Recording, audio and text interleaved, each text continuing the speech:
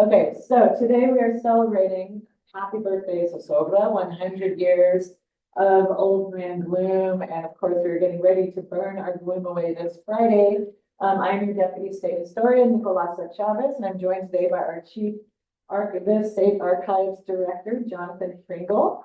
We're going to be talking back and forth and tag teaming this wonderful program. And I'm going to have Jonathan take it over briefly with a couple warm-up questions. Yeah, I'm curious just for anyone that's in either Zoom or here in person, what is the year that you remember your first burning of Zozobra? What year was that? 2022. And if people in chat can continue, there we got some chats. We got 1993, 1979, 1984. Yeah, that's good. 85. This will be my first year. Thousands. Wow. So we 1977. Wow. That's impressive. And 81. I know that everyone here is joining us in person. They're likely from Santa Fe, but for those that are attending virtually in Zoom, where are you coming from? I just want to see if you're coming from really far away places other than Santa Fe. 81 TV, I love it. Oh, Albuquerque. Wonderful. Another Bosque, Bernalillo, Farmington, Las Cruces, another Bosque, Luis Española, Rio Rancho now, San Felipe Pueblo. Welcome. Right, Santa Rosa, Capitan, South Dakota. Very nice to see you. Great. Well, thanks for engaging us with a couple of just warm-up questions for everybody. It's nice to see you. If you want to, you can continue chatting back and forth if there's things you want to chat about amongst your fellow Zoomers that are in Zoom. And we'll hold off on questions until the end from both virtual folks and folks in the room here. But we encourage that kind of lively discussion back in chat because we can actually take that chat after we've finished here and we can take a look if there's any questions that people had. We can follow up with that. So it's good that we have that as a record. So appreciate that. Yes, and then I will say we will be, we are recording this presentation. It will be up on the State Archives YouTube channel within, I don't know how soon, but pretty soon after we actually do this talk. So we're going to go ahead and jump right into it. For many of you are here because you're fans of Zozobra or Old Man Gloom, as we call him. Others might be newcomers to him, and I've grown up going to Zozobra. I brought my kids from the time they were little, but I always end up in conversation with somebody new to Santa Fe that they don't quite understand who or what he is. So we are starting our talk with, why is it not skipping over it? With what is Zozobra? And of course we know he is this big monster that we burn every year. He is the symbol of all our sorrows, any bad negative energy, anything that happened during the year that we are ready to get rid of. He is our effigy that we burn at the same time that Fiesta happens, which is a time of merriment and celebration. And what he is, originally, he was a 6 foot tall effigy that was burned in the backyard. And we're going to get more into the actual people that created him at first. But he grew over the years. So the first rendition, about 6 feet tall. Then and that was in a backyard. It wasn't in public. The very first public burning was in 26, and he actually grew to 20 feet tall by that time. But the effigy we know today is a 50-foot tall marionette. He is one of the world's largest marionettes. And this is him in a classic shot that we all recognize because Zozobra is also synonymous with the fire spirit or fire dancer. And that particular character in the whole pageant of Zozobra represents that flame that's inside of all of us, the flame of hope, good energy, good over bad, overcoming challenges, all of those things that we are going to burn away. So we all know when the fire dancer comes out, we get really excited because we know the burn is about to happen. The fire dancer, as we will see, also has a later history than the first burnings of Old Man Gloom. The fire dancer actually comes in a bit later.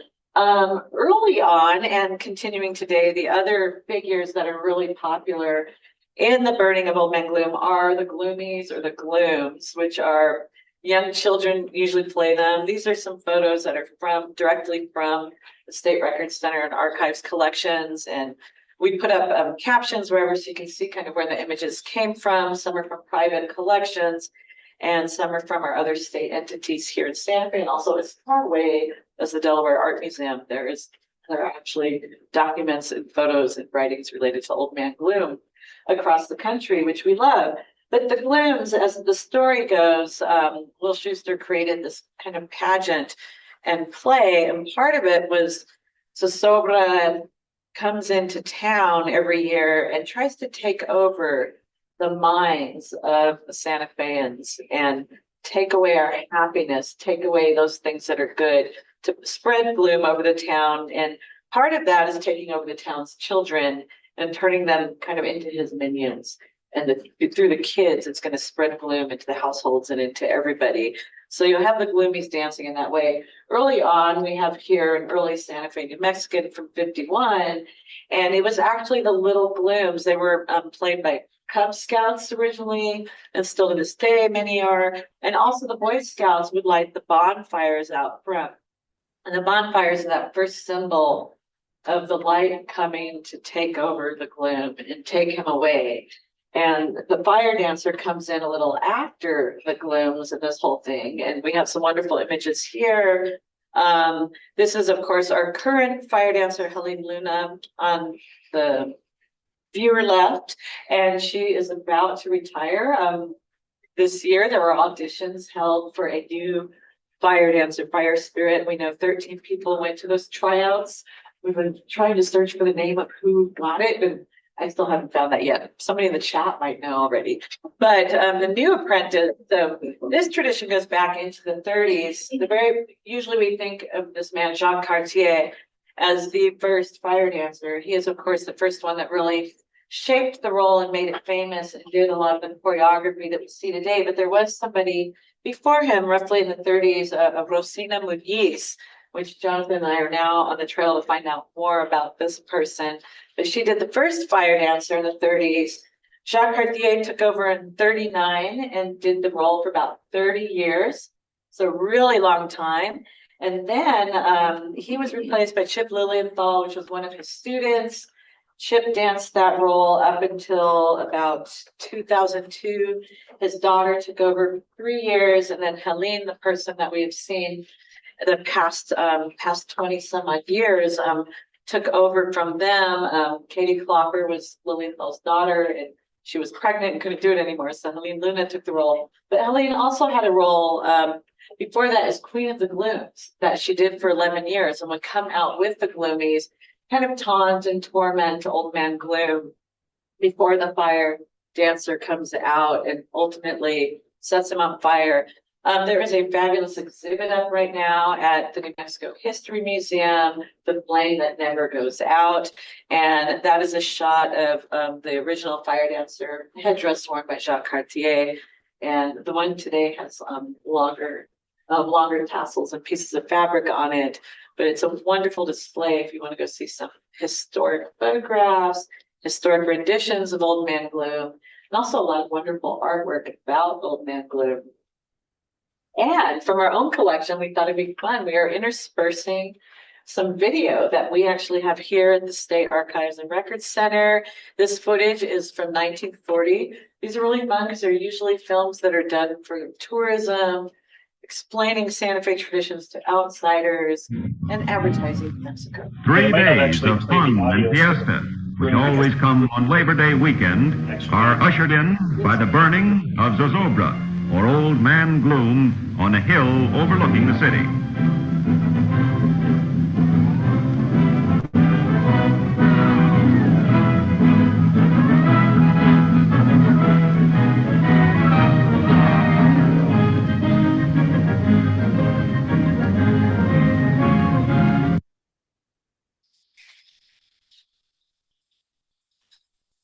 So we all wonder, the word Zozobra is kind of an unusual word, and many of us in New Mexico, of course, grew up hearing Spanish or speaking Spanish or hearing our grandparents speak it, but Zozobra is not a word you often hear people talk about. Maybe in our Spanglish we mix it a lot of English words, but it actually came from a Spanish dictionary, and they knew they wanted the effigy was a symbol of gloom.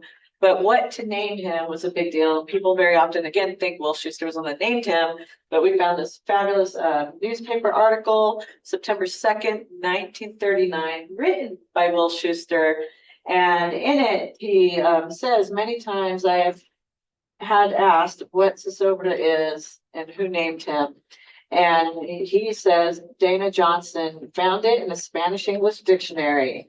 And the translation is the gloomy one. And so we thought it'd be fun to pull up a modern day online Spanish dictionary and what we have for Zozobra. So the first words that come up are anxiety. And here we have some sentences and, you know, how it is used in a sentence, which we don't often, if we say Zozobra, we think of the effigy. But here we have, no sé cómo ayudaría a calmar la zozobra que siente. How to help her deal with the anxiety she's feeling. I don't know how to help her. So that is it used in a sentence. Uneasiness. Nunca olvidaré la zozobra que experimenté cuando vi a Manuel con su hijastra. I will never forget the uneasiness I felt when I saw Manuel with his stepdaughter. So used in a sentence, it's has a very unique and different sound. And then, of course, worry. Al oír las balas, la zozobra se apoderó de nosotros. When we heard the shots, we were seized with worry. So seized with zozobra, or worry. Again, Dana Johnson, the person that named. And here's an image of Will Schuster creating the early models for Zozobra. And Jonathan will get more into the actual development, the people involved. But what was really interesting with Schuster is that he was an absolute perfectionist, and he was always trying to improve upon Zozobra, which Jonathan will get to in more detail. But he talks about the early construction, what they used to make him, and that is how he's made today. So obviously a framework of wood is built, covered with chicken wire. The entire figure is then stuffed with shredded paper, and then the outer wrapping of muslin holds all of that paper into place. And of course, the muslin is what you see as the big gown, unstained, or the bleached white muslin, actually. And it holds all the paper in place, and that serves as the costume. And today, a really fun thing we can do is actually participate in the stuffing of Zozobra. He's always in a room at Sanford Place Mall where the construction takes place, and Zozofest that just happened last weekend. And we'll talk more about activities related to Zozobra, but people can actually go in and help stuff Old Man Gloom to get him ready. And of course, we all stuff our glooms inside him. We write them on papers so that they can be burned. But there's also other fun things that go in there. We know people have put divorce papers in there, past due bills, or say credit cards you've paid off, or say stuff went to collections and you've got that taken care of, and you just want to burn all that old stuff and get rid of the bad energy. We know over the years, some people have actually put their wedding dresses in there if the marriage did not work out. So Zozobra can be stuffed with all kinds of things that represent gloom. And this, I want to mention the framework you see here that Will Schuster is building. It's a 1 inch to 1 foot model. There's 3 in existence that we know of, and 2 are on display right now in the exhibit at the History Museum. There's another one in the collections of the History Museum that's not out, but they're really fabulous to go in and take a look. They're, you know, right there, you can get up close, personal, and see these original models of Zozobra. This is early on too, the early players in Zozobra, another artist who was in Santa Fe and very influential that Jonathan will get into in more detail, would come out from the East Coast and was really good friends with Will Schuster. And that the first image you saw was a postcard that Schuster had sent of the old Santa Fe fiestas and traditions with images of Zozobra on it.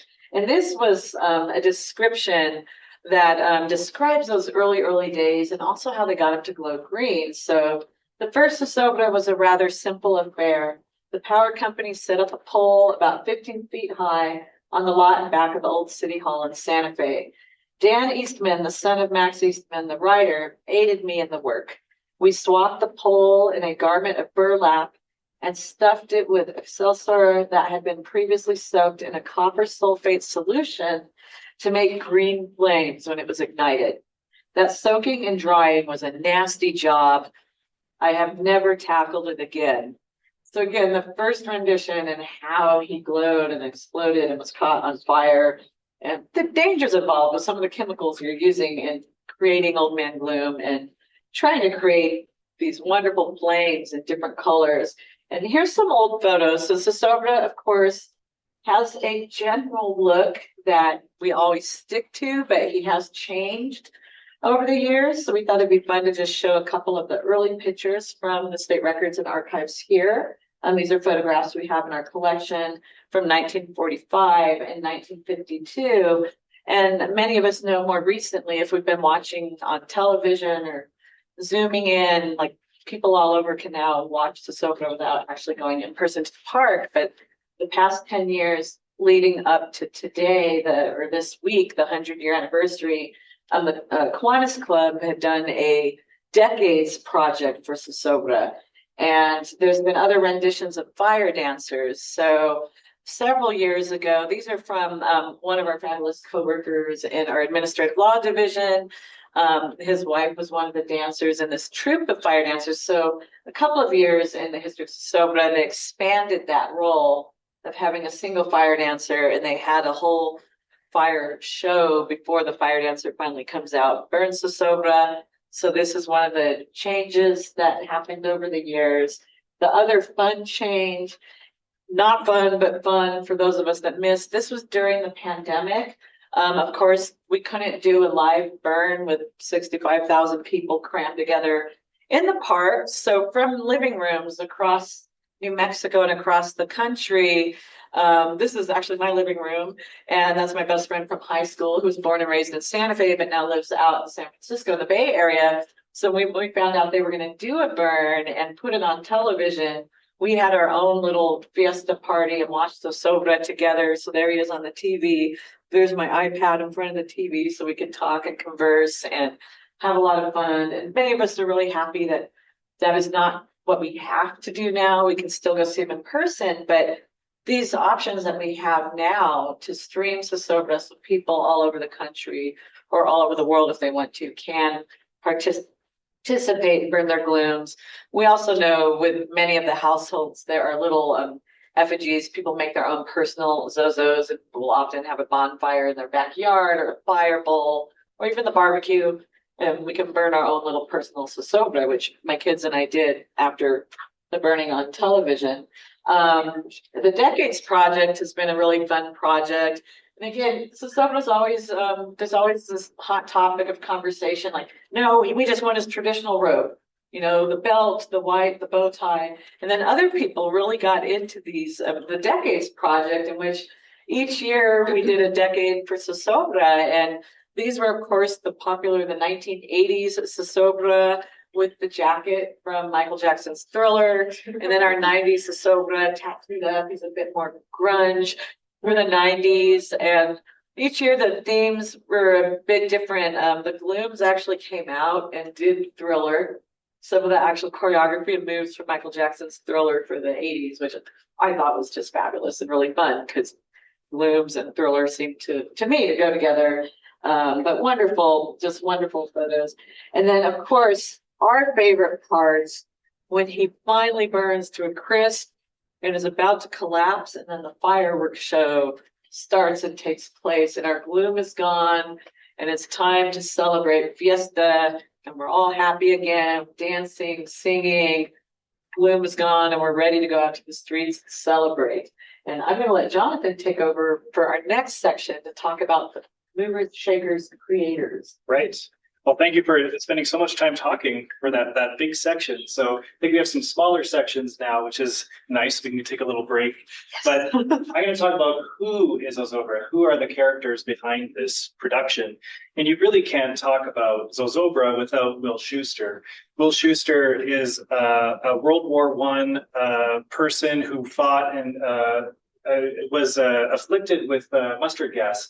And so he was told by his physician in Pennsylvania to come to New Mexico as a suggestion to help cure his, at the time it was just exposure with lungs, I'm trying to think of the word. But anyway, so he came to New Mexico because it was seen as the place to revitalize, to get healthy, to get better. And so he started arriving around 1920. And so that's where he established himself. And with a young group of artists, they refer to themselves as Los Cinco Pintores, the five painters here, a group of younger men who really kind of started some of the contemporary artist movement in Santa Fe, whereas a lot of artists were heading to Taos, they were starting something here in Santa Fe.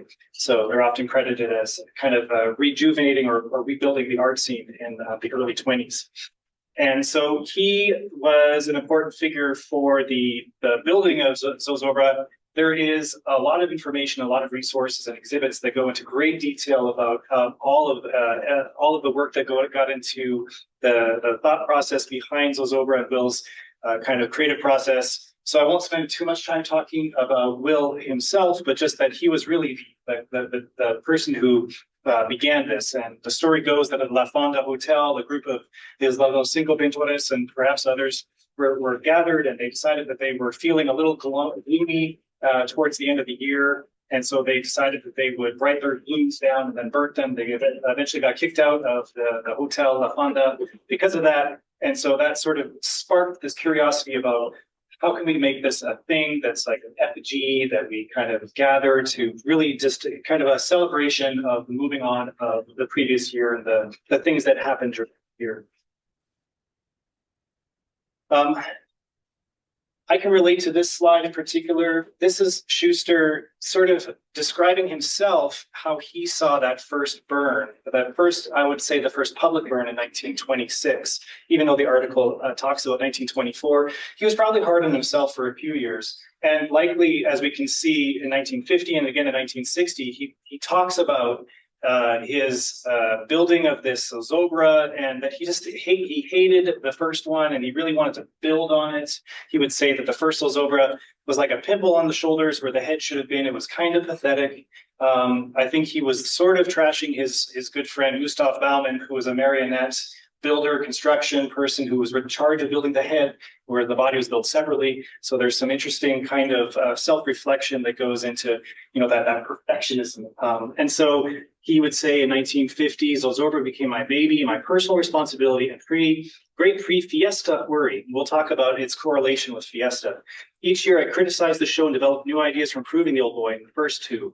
Limited animation was added, if I recall. So he's just kind of talking about this out loud. But every summer for most of Schuster's adult life, this monster has required a month or more of hard labor on the part of his creator. He would say, multiply a month by 33 years. I've been stuck with him, and you get 33 months. That's almost 3 years out of my life, and it doesn't include the time spent on the preliminaries.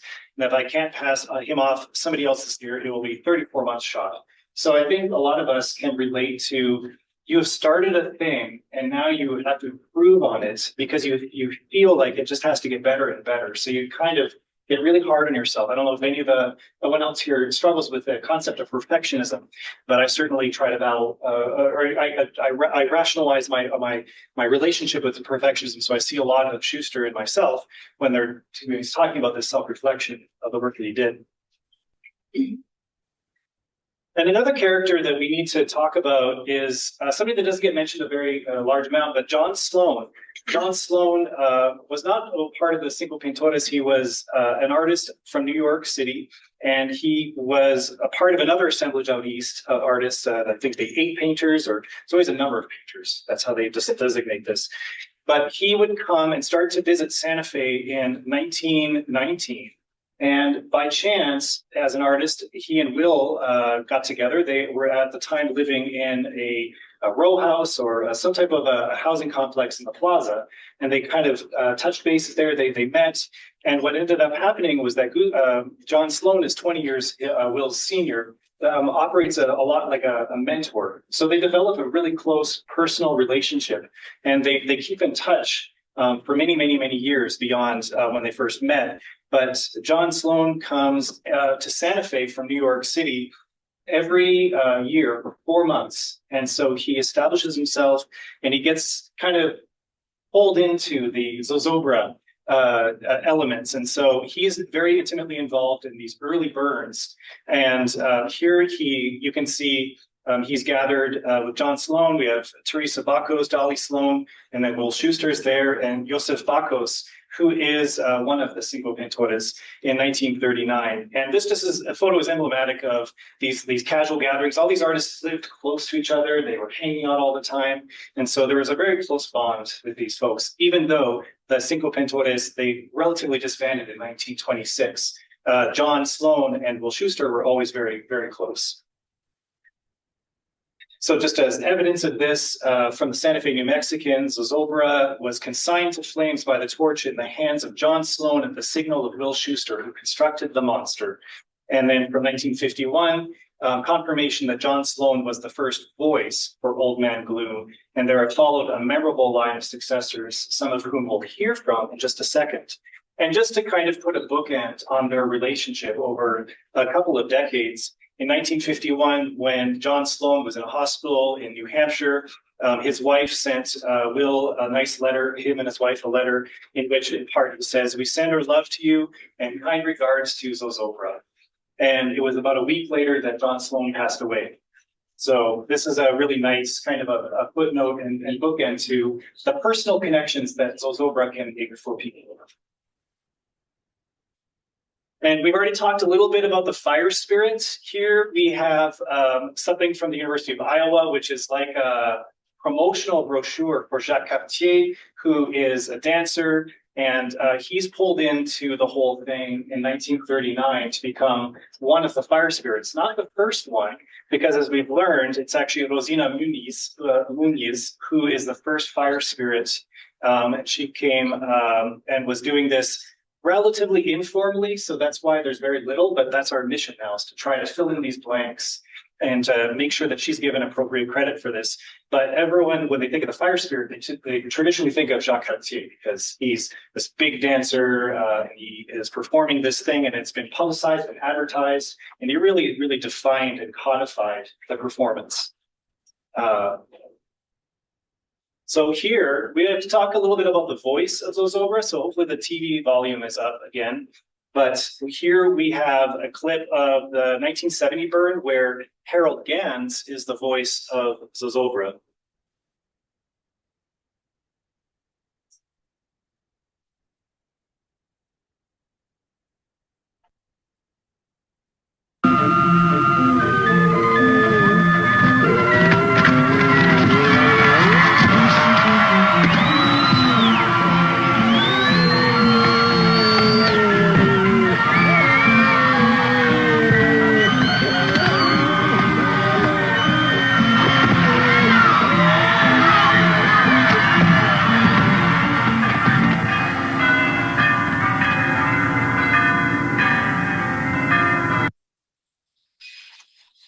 And if you caught the fire spirit in there, that was 1970. That was the very first burn that the fire spirit was performed by Chip Lilienthal.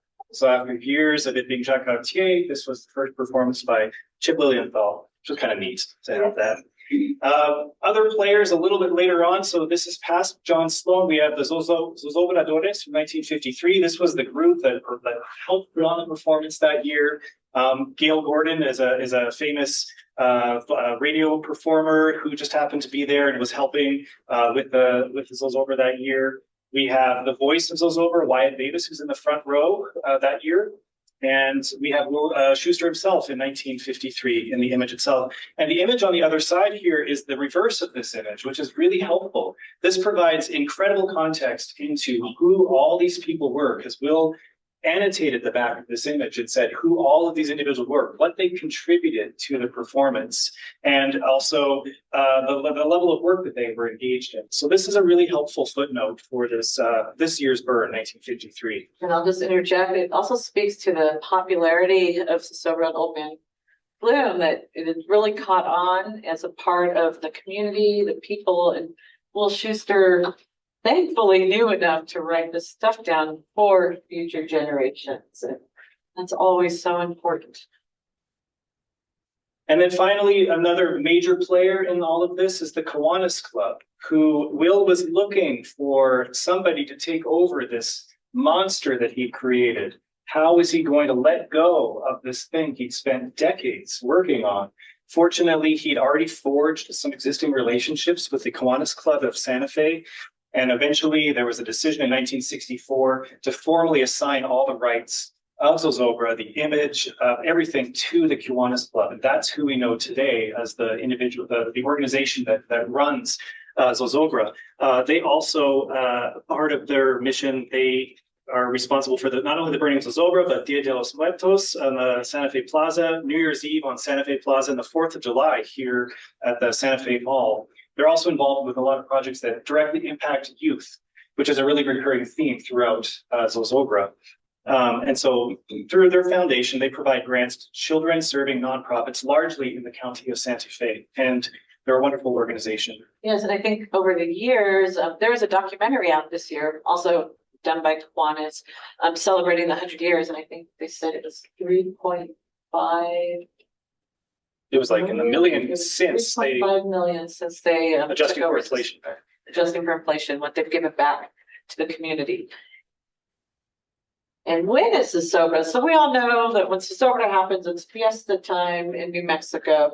Of course, Fiestas has gone on long before Zozobra, but Fiesta as we know it today is largely a 20th century thing. But it does go back. The original order of celebrating a fiesta was in 1712, and originally to celebrate de Vargas's re-entry into Santa Fe. Of course, this was after the Pueblo Revolt. The Spanish were kicked out. They came back up 13 years later, and this is in our vaults in the State Record Center and Archives, the original document. But fiestas, of course, the early fiestas were very different than they are today. And one thing we do know in New Mexico is people love their parties. They love their music. We love our feast days. We love our food. We love dancing. And fiesta for us in Santa Fe, of course, every place in New Mexico has a fiesta. If you look at every pueblo, there are feast days, but all the Hispano villages will have fiestas. Some of them are in the spring.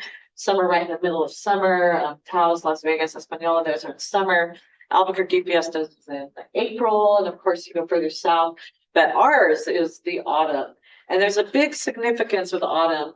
One, I find it interesting too that I might say that original decree for Fiesta fall on the same day as Mexican independence. However, that was 120 some odd years before Mexican independence, but the September 16th date is quite a significant date there. Fiesta, of course, is closer to Labor Day. And as you look at history, we've been celebrating it the weekend after Labor Day for a really long time. And there's, the fiestas on the plaza with all the music and the booths and the dancing, but there are events leading up to that weekend. And again, Zozobra did not really become a part of Fiesta until that initial burn in the 20s and then the public one in 26. And he kind of kicks off Fiesta weekend and is synonymous with it.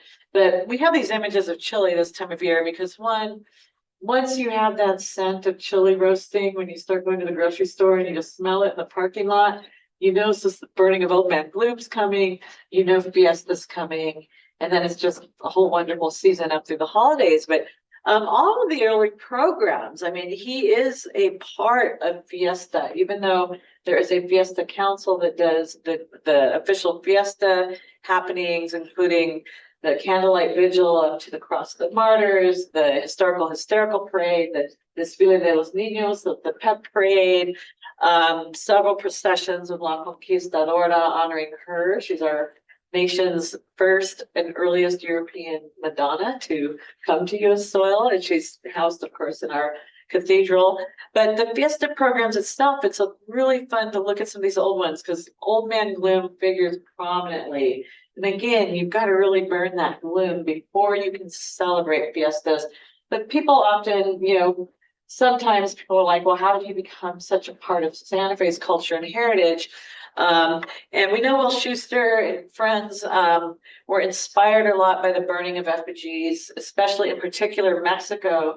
But the use of fire and burning of an effigy can be seen in cultures all over the world. And in particular, there are certain times of year where cultures will do this more often. So the effigies they had seen were the burning of Judas figures during Holy Week in Mexico. And again, you're burning away the bad, so you have the light reborn again.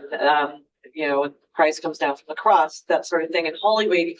But you also have in the autumn, and in many cultures, that is a traditional time for New Year and new beginnings, when you're harvesting and bringing in and clearing the fields, and you're getting ready for that dark period, which is winter. So you're burning away gloom so that you have light or eternal flame to carry you through the dark time of the year. And you're also getting those fields ready for rebirth again in the spring. But that symbol of fire as renewal, regeneration is international, world over. But Will Schuster and friends brought it into Fiesta as an extra celebration for us, and it has been a part of us now. This was last year at the park, and really fun to just see. These are, of course, traditional Fiesta skirts, which is largely the 50s cut, not the broomstick rickrack pattern, but more the poodle skirt pattern, but all in honor of Zozobra. And I love this group of women because they come every year to the park, and there's a larger group, but you'll see the handheld Zozo there. A lot of people build their own Zozobra. When you go to the park, when you want to meet up with your friends, usually they'll say, well, we've got the Zozo with the feather boa, or our Zozobra has a purple hat. But it's kind of a way people also come and meet each other at the park. But I love the hand-done Fiesta skirts here. And of course, in the old days, when you look at historic shots, people really dressed up for Fiestas once upon a time. But fewer and further between these actual traditional Fiesta skirts. And of course, one of the big events of Fiesta is the Desfile de los Niños, the pet parade. And Zozobra tends to always make an appearance during pet parade. Of course, this is a parade when kids come out different. It's like an early Halloween. Again, Fiesta kicks off all the autumn celebrations, but kids all over the city, adults, multiple age groups come out, and they'll have a theme. Like we're doing Mardi Gras this year. We're going to be hula dancers this year, and people dress up their animals. And so Zozobra always comes out. And so he is very much a part of Fiesta and has been now for quite a while. And where? Where is Zozobra? So this one is a little easier. There has basically been 3 locations for the burning of Zozobra. The first is in the backyard of Will Schuster's residence, Camino del Monte Sol. And that was 1924 to 1925 burns. And I just happened to notice that this house was on Zillow. So I actually saw some interior shots of this home, which is very much advertised as Will Schuster's home. So it's a big deal here in Santa Fe. And you can sort of see on the map on the lower portion here where it is in proximity to the plaza, that red dot. A lot of his friends lived on Camino del Monte Sol. They started their kind of artist friends gathering on that road. The second is behind what is now the public library downtown on 145 Washington Avenue. And so this is formerly City Hall, and that was from 1926 to about 1935. We don't know exactly when that changed, but that was just behind there. And you can see again on that map that its proximity to the where we are, and where eventually it would be, not too far away, at Zozobra Field at Fort Marcy Park since 1935. It wasn't always at the top of the stairs. There was, for a period of years, it was below, somewhere in the baseball diamonds. I'm not entirely sure where, but they started doing it here in this exact configuration. And I just love that they keep everything up for the marionette or for Zozobra to be reinstalled the next year. So this is a Google image shot from the winter. So you can very clearly see that they still keep that infrastructure in place to install Zozobra. And you can just kind of get a sense as to what that looks like. Historically, it's very much the same today. When you go and visit Zozobra, you can do that the day of, and that's very much what's happening here in these historic images. Yeah, I like to think of it, when you hear smell that chili roasting in the air. I always start singing, it's the most wonderful time of the year. And people do go and visit Zozobra the day of. So why Zozobra? Well, one, for the children. That was a big thing for Will, to always have children participate in the burning, the glooms early on that continue today. But also, the backyards of Zozobra's kids will build him. These are some other images helping construct him in the large gym here. We're still trying to figure out which gym that is. It's in the collections here at the archives, but we're not sure which gym, if it's the old Sweeney Center, Santa Fe High, we're still looking that up. But the backyard Zozobras that are so popular when people don't come to the park and build their own. But going to the park the day of, how many people out there have visited the park the day of before the burn? It's really fun. If you're a student here in Santa Fe, usually get a big field trip. And aside, schools use historically, I don't know if they still do, my kids are out of school, but it used to get out at noon on Zozobra Friday. Also, city employees and state employees used to get out at noon on Zozobra Friday back in the good old days. But the kids would all go on field trips over to the park. And he's brought over on this huge semi-truck flatbed and different parts, and they assemble him together and then have to lift him up and get him ready. So you go out there and you have a picnic lunch, and it's open to anybody. I try to go take my lunch break every year and have lunch with Zozobra, but it's a really fun way to experience it if you don't like being in the crowd at nighttime, and you can still go just experience how massive he is, how huge as they're lifting him up. And you can kind of get scale there with all the people helping construct him and lift him up. But what happens once he's lifted, as you saw in the two historic shots, it's like visiting Santa almost. People go and stand in front of Zozobra and get their picture with him. And then later we have actually at the park, and again for the children, another shot of the pet parade. And that entry is just fabulous. The little dog is dressed up as the fire spirit. And here's just at the park before Zozo's about to be lit. And that's another close-up figure that somebody made of Zozobra. That's my children at the park when I used to take them every year. But again, how people find him, and you're waiting for sundown. But, there's different, some people say they don't like the crowd, don't like to go. But if you go really early, it's a wonderful mix of multi-generational families. For years, I went with my great aunt, my tia abuela, who went up until her late 80s, actually to the park itself, and we'd have a whole picnic and fried chicken, watermelon, whatever you bring. Obviously, the lay of things today, you have to use clear containers. There's a lot more rules as to what you can bring into the park nowadays. But adults or kids too in all of this. I love these pictures. This one's in the collection here at the State Record Center. And we don't know much about what they were doing and why, but we do know a lot of people have Fiesta parties or Zozobra parties. And here they were each making their own personal Zozobra. And again, another image, the night of the burn with the different Zozobras hanging out in the park so people could locate their friends and meet up. Adults or children too. This is for us to also get rid of our gloom and to have a happy new year ahead, cleansing for the season. And the other thing in more recent years is Zozo Fest put on by Kiwanis, and there's a huge art exhibit. So the image on the viewer right is from this year's Zozo Fest. This was one of the many pieces by an artist named Joey Montoya. So a contemporary rendition of Old Man Gloom that we love. And then on the viewer left, again, our coworker, Dennis Branch, actually entered the competition for the t-shirt design. So every year, Kiwanis does a call for artists. There's a competition not only for the t-shirt each year, for the poster. So, every year there's a new poster for Zozobra, and then the t-shirt that goes along with it. So that was one of the entries. So adults as well as kids all get really into this. And Zozo Fest, again, is one of those things where it's an art exhibit with all the art entries, and also you get to go see him and stuff your glooms into him in person. And we're getting close to the end of our lecture here, but one of the really fun things, his fame, we know how many people from outside know about him, love him. He's inspired other burnings.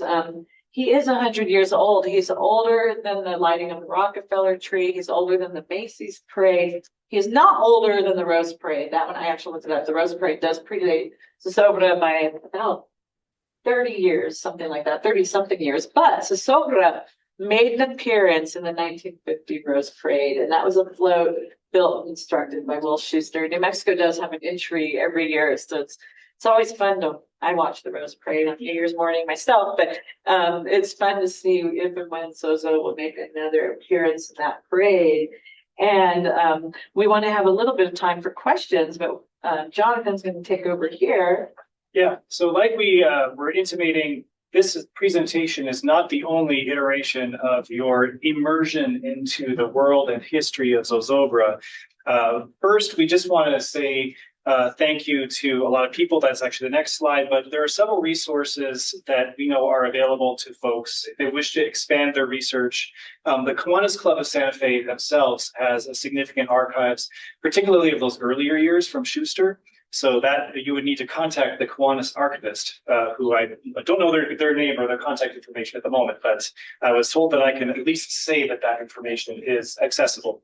The State Archives of New Mexico, we have a number of images in our Department of Transportation collection.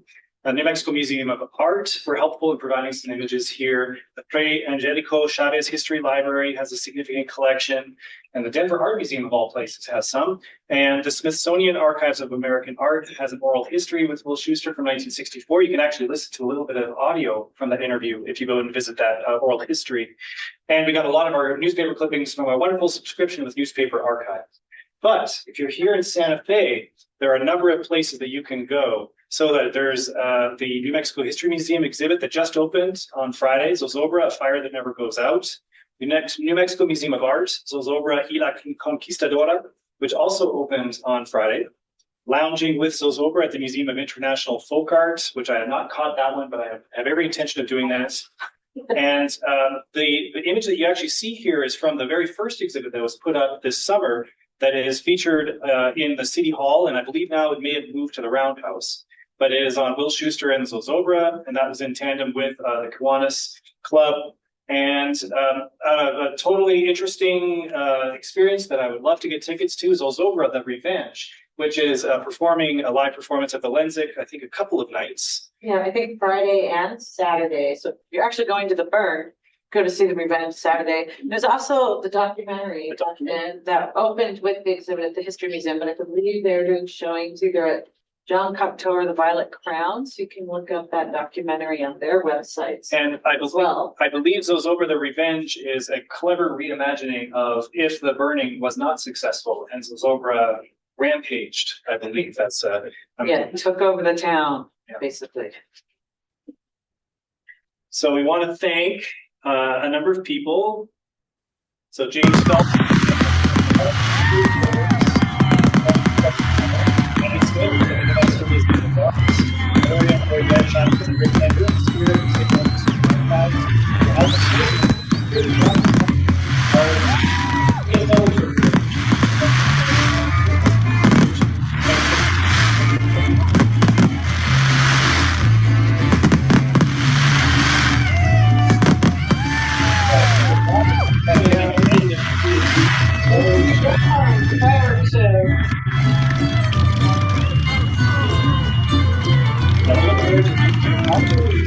Yes.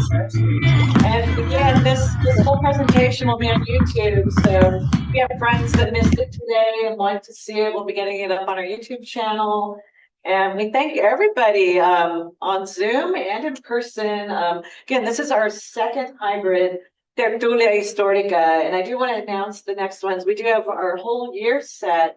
So we will be putting up through next June up on our website as well. So you can see what lectures are coming up. But next month, we have our very own Dr. Rick Hendricks doing autumn appropriate, again, a history of wine in New Mexico. So that'll be September, and then in October, September 25th, which is also Wednesday at noon. So bring your lunches, come back over, join us on Zoom. And October 23rd, we're going to have a history of witchcraft in New Mexico with our state historian, Rob Martinez. So we hope you join us, and we will be announcing our future talks as we go. And I think, do we have any time? We have 7 minutes. Does anybody have a question or a comment or memory? Or are we just happy to see those fireworks? I'll just say that I've known some people that helped with the Zozobra clean up. And at the end of it, when it goes down, they actually burn marshmallows.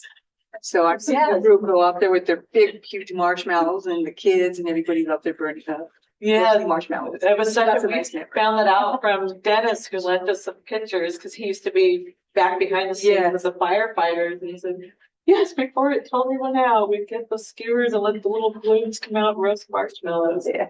Fun thing. Yeah, if there's any questions in Zoom, feel free to put one in there and we'll do our best to get to those too.